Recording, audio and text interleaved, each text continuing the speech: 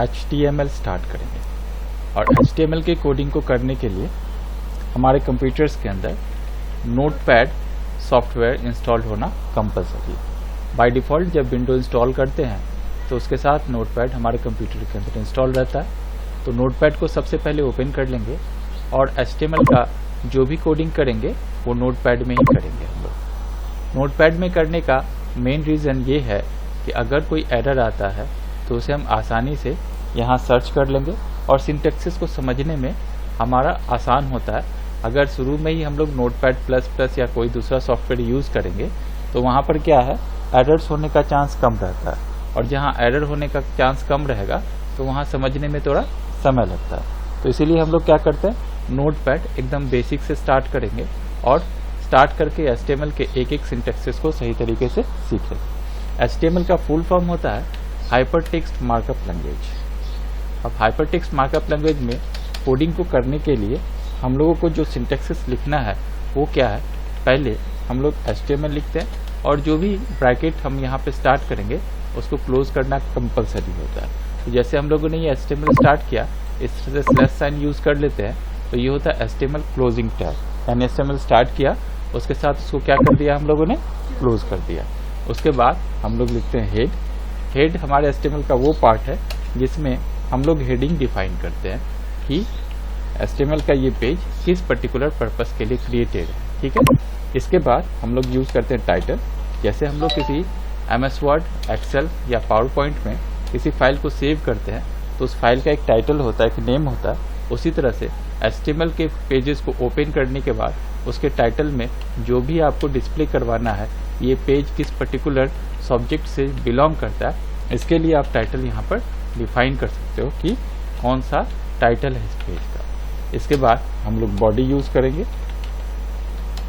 और जैसा HTML को स्टार्ट करके क्लोज किया, हेड को स्टार्ट करके क्लोज किया, टाइटल को स्टार्ट करके क्लोज कर दिया, उसी तरह से बॉडी को भी स्टार्ट करके क्या कर दिया हम लोगों ने, क्लोज कर दिया।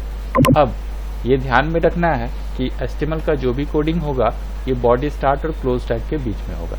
यानी अभी तक यहाँ से लेकर यहाँ तक जितने भी कोडिंग हम लोगों ने किए हैं ये HTML के पेज को क्रिएट करने के लिए बेसिक सिंटैक्सिस है। यानी इतना लिखेंगे तभी हमारा क्या होगा, HTML का पेज क्रिएट होगा, अदरवाइज क्रिएट नहीं होगा। अब हम क्या करते हैं, इसको सेव करते हैं। नॉर्मली जब नोटपैड में किसी फाइल को सेव करेंगे तो वो फाइल किस पर्टिकुलर फॉर्मेट में सेव होता है, .txt फॉर्मेट में, यानी टेक्स्ट फॉर्मेट में नोटपैड का फाइल सेव होता है। लेकिन यहाँ पर हमको इसी फाइल को HTML में सेव करना है तो हम क्या करते हैं, नया फोल्डर बना लेते हैं और इस फोल्डर का नाम दे देते हैं HTML क्लास। इस फोल्डर को डबल क्लिक करके ओपन कर लेते हैं, जो डेस्कटॉप के ऊपर HTML क्लास नाम का फोल्डर है। अब इस फोल्डर को ओपन करने के बाद इस HTML फाइल को हम 1.html के नाम से सेव करते हैं। तो ये जो नोटपैड का फाइल है, ये नोटपैड का फाइल HTML के टर्म में क्या होगा, कन्वर्ट हो जाएगा। यानी ये नोटपैड का फाइल HTML में कन्वर्ट होके HTML के फॉर्मेट में शो करना स्टार्ट कर देगा। अब ये बॉडी टैग तक हम लोग ने लिखा है जिसका टाइटल क्या है, माई पेज। अगर हम देखें ये फाइल कहाँ सेव हुआ है तो सेव हुआ है डेस्कटॉप के ऊपर। फोल्डर का नाम क्या है, HTML क्लास, और इसके अंदर 1.html के नाम से इस फाइल को सेव किए थे। तो यहाँ पर देखिए फाइल टाइप HTML डॉक्यूमेंट यहाँ पे शो कर रहा है और कब ये फाइल क्रिएटेड हुआ इसका सारा डिटेल यहाँ पर। साइज मैक्सिमम कितना, 1 KB। अब इस फाइल को आप अपने कंप्यूटर्स के अलग अलग ब्राउजर्स के अंदर ओपन कर सकते हैं। वो ब्राउज़र इंटरनेट एक्सप्लोरर हो सकता है, फायरफॉक्स हो सकता है, या हो सकता है गूगल क्रोम। ठीक है, तो आप किसी भी पर्टिकुलर सब्जेक्ट में HTML के फाइल को ओपन कर सकते हो, चाहे वो कोई भी ब्राउज़र क्यों नहीं हो। मैं यहाँ पर फायरफॉक्स में ओपन कर सकता हूँ, इंटरनेट एक्सप्लोरर भी इंस्टॉल है, इसके बाद गूगल क्रोम इंस्टॉल है, माइक्रोसॉफ्ट एज इंस्टॉल है। तो आप जिस पर्टिकुलर सॉफ्टवेयर में भी इस ब्राउज़र के अंदर ओपन करना चाहते हो आप जस्ट क्लिक कर लो, उसमें ओपन हो जाएगा। मैं फायरफॉक्स में ओपन कर लिया इसको। ओपन करते ही देखिए इस पेज के अंदर कुछ भी नहीं दिखा क्योंकि बॉडी में अभी तक हम लोगों ने कुछ लिखा नहीं है, लेकिन टाइटल में माई पेज लिखा था इसलिए यहाँ पर टाइटल में क्या आ गया, माई पेज आ गया। आप देखते होंगे वेबसाइट के ऊपर जिस पेज को आप क्लिक करके ओपन करते हैं वो पेज ऊपर में यहाँ पर लिखा हुआ रहता है कि कौन से पेज को आपने क्लिक करके ओपन किया। ठीक है, ठीक उसी तरह से आपके टाइटल में जो भी पेज सेव रहेगा वही पेज यहाँ पर शो करेगा। तो पेज को बनाते समय टाइटल के नेम को उसी तरह से साइन करना कंपल्सरी है। अब मान लीजिए आपने कोडिंग करके अपने पेजेस को बनाकर सेव कर रखा है, यानी वो पेज और आपने ओपन करके नहीं रखा रिसेंटली, और सेम पेज के अंदर आपको दोबारा एडिट करना है। तो हम क्या करेंगे, यहाँ पे HTML के इस फाइल को ओपन कर लेते हैं।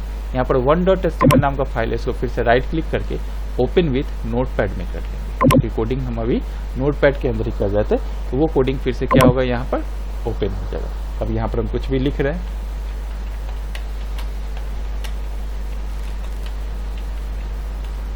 हम लोगों ने लिखा welcome to my first website. यहाँ पे आके सेव कर लेते हैं और फिर से इसी फाइल को अगर हम ओपन करें तो आप देखिएगा अभी जो मैंने एक लाइन ऐड किया है welcome to my first website, सिर्फ वो लाइन शो करेगा। जैसा मैं आपको पहले भी बता चुका हूँ कि आपके बॉडी पोर्शन के अंदर जो भी लिखिएगा सिर्फ वही शो करेगा। बाकी ये जितने सारे टैग हैं जिसको सिंटैक्सेस कहा जाता है, ये सिंटैक्स HTML के पूरे पेज को क्रिएट करने के लिए कंपलसरी है, आपको लिखना ही पड़ेगा। ठीक है, अब आते हैं यहाँ पर बॉडी के अंदर इसको लिख लिया। अब एक और लाइन यहाँ पर अगर हम ऐड करते हैं,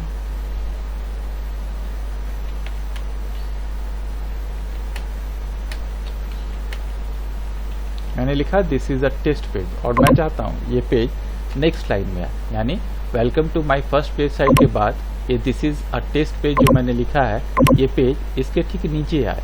और इतना लिख के मैंने इंटर की प्रेस करके, जैसे नोटपैड में न्यू लाइन क्रिएट करने के लिए इंटर की प्रेस करना पड़ता है, मैंने इंटर की प्रेस करके इस फाइल को अगर मैं सेव कर दूं और सेव करने के बाद दोबारा से इसी फाइल को रिफ्रेश करूं, F5 की आपको अपने कीबोर्ड से प्रेस करना होगा रिफ्रेश करने के लिए, तो आप देखिएगा वो नया लाइन नहीं क्रिएट करके क्या कर रहा है, उसी लाइन में आगे की ओर अपने उस पेजेस को, उस लाइन को डिस्प्ले कर देगा।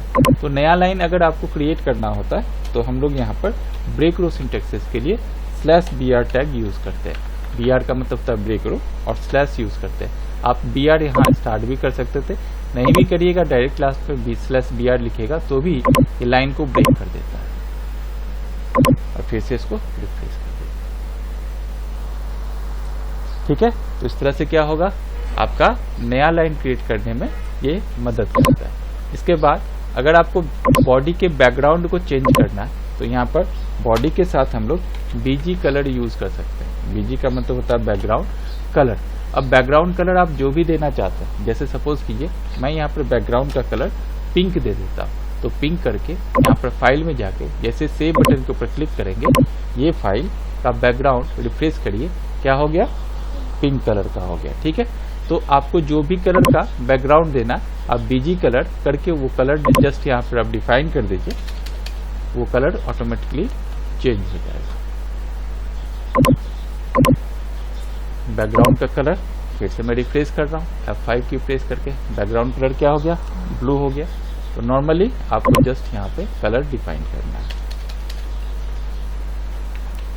एक और चीज जो आपको ध्यान में देना है कलर कॉम्बिनेशन के क्रम में, हम कलर कॉम्बिनेशन को RGB फॉर्मेट पे रिप्रेजेंट करते हैं, रेड, ग्रीन और ब्लू, जो हेक्साडेसिमल फॉर्मेट में भी कलर कॉम्बिनेशन के वैल्यू को हम लोग लिख सकते हैं। यहाँ पर हेक्साडेसिमल फॉर्मेट के अंदर जो वैल्यू स्टार्ट होता है वो 0 से लेके F तक होता है, यानी अगर मैं यहाँ पर FF लिखूं, ठीक है, तो मैक्सिमम साइज होता है रेड का, उसके बाद 00 ब्लू को, और रेड, ग्रीन और ब्लू को क्या कर दिया मैंने यहाँ पर वैल्यू रिप्रेजेंट कर दिया। तो ये दो हेक्सा वैल्यू किस चीज के लिए है, हार्ड यानी रेड के लिए, ये दो हेक्सा वैल्यू ग्रीन के लिए है, और ये दो हेक्सा वैल्यू ब्लू के लिए। मैंने रेड वाले वैल्यू को हाईएस्ट पोजीशन पे रखा हेक्साडेसिमल वैल्यू का, तो ये डेफिनेटली इसका बैकग्राउंड क्या हो जाएगा, रेड कलर का।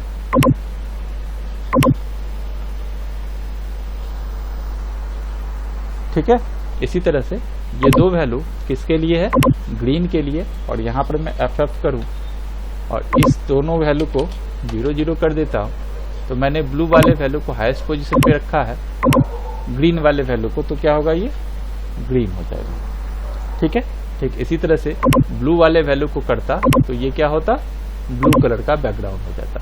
और अगर आपको लगता है कि रेड और ग्रीन दोनों के कॉम्बिनेशन से मिला हुआ एक कलर आपके पेजेस के ऊपर डिस्प्ले करे, तो मैंने क्या कर दिया, रेड को भी हाई कर दिया और ग्रीन को भी, तो येलो कलर बनता है जो ऑटोमेटिकली यहाँ पर क्या कर दिया, शो कर दिया। ठीक है, इस तरह से कलर कॉम्बिनेशन आप यूज कर सकते हैं बैकग्राउंड को कलर करने के लिए। ठीक है, आगे की ओर बढ़ते हैं और यहाँ पर सपोज करिए कि अगर आपको फॉन्ट कलर करना है, जो आपने लिखा है ना welcome to my first website, इसके फॉन्ट को कलर करना है। जैसे नोटपैड वर्डपैड अगर आपने पढ़ा है, ठीक है, तो वहाँ पर टेक्स्ट के साइज को बड़ा करते थे, छोटा करते थे। अगर आप MS वर्ड में गए तो उस टेक्स्ट के साइज को कलर कर सकते थे, राइटिंग स्टाइल चेंज कर सकते थे। तो उसी तरह से यहाँ भी अगर आपको राइटिंग स्टाइल चेंज करना है तो फॉन्ट कलर मैं यहाँ पर रेड कर दे रहा हूँ फॉन्ट के कलर को, और साइज डिफाइन कर दे रहा हूँ 10। इसके साथ ही मैं क्या कर रहा हूँ, यहाँ पर फेस यानी राइटिंग स्टाइल एरियल ब्लैक, ये डिफाइन कर दिया और इसको यहाँ पे क्लोज कर दिया।